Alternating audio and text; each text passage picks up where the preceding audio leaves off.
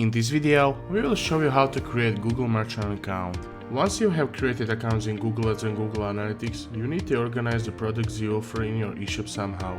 Here, the Google Merchant Center offers a helping hand by collecting product data that you will then advertise. If you want to know how to create Google Ads and Google Analytics account, check out our description.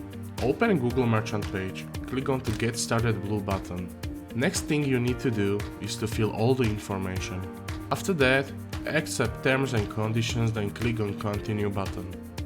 Choose the program that fit your objectives. If you can't decide, choose Skip for now. In this tab, you can see the review of your summary. Please don't forget to check if your business complies with Google Merchant guidelines. After that, click on Create Account. You will then be taken to your account, where you have your own merchant ID. In the Business Information section of the menu, complete the required information about your business. In addition to classic data, you can also upload a logo or colors that represent your business and can be used for advertising.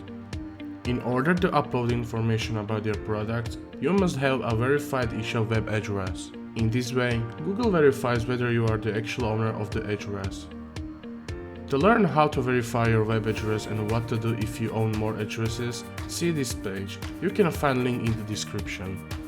BlueWinston brings you a unique opportunity to transform your common XML product data feed that you are using for creation of ads, price comparisons, or Facebook for the purposes of Google Merchant feed.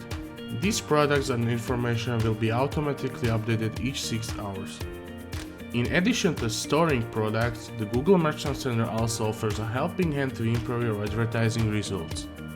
In the Opportunities tab in the left menu, you'll find recommendations on how to change your product or campaign data to make your ads more effective. Don't forget to visit our page to learn more about campaign automatization. If you like this video, don't forget to subscribe or check our next video.